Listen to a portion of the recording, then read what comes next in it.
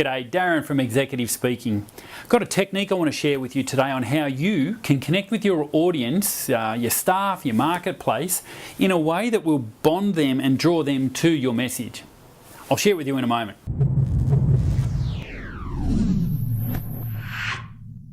Confident communication is the 8th module in the iLead program. It shows individuals how to communicate in such a way so others want to follow.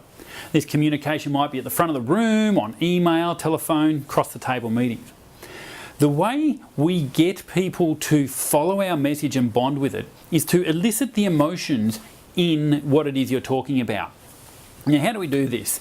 Well, humans, we're emotional creatures and we will bond to emotions. Where we find the emotions is the stories that sit behind the data.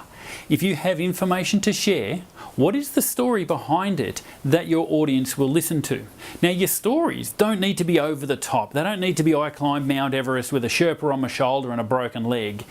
Those sort of stories of I'm over the top are great and wonderful to listen to from a motivational perspective, but from an engage your audience perspective, there's a disconnect that happens. I wish I was that good to climb Mount Everest.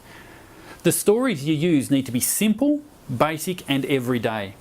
If you use a story about coming to work, I can relate to that. If you use a story about having a tough weekend or fun with the kids or whatever it happens to be, I can relate to that. When you find an appropriate story and match your data, your message to it, it comes alive. I will remember it and therefore I'll bond with your message. That is what brings the emotions out. Confident communication is just one of the modules in the iLead program. Leaders need to be able to communicate, and that's what this whole module is about. How do they communicate in a way that an audience wants to follow? Please, below this video, pop your comments in of some of your favourite stories that you've heard from speakers, managers, your boss, customers that you've remembered over the years and why you remembered it. And I guarantee you'll find that there's an emotional content to it. Hope this tip's been useful. I'll speak to you soon. Cheers.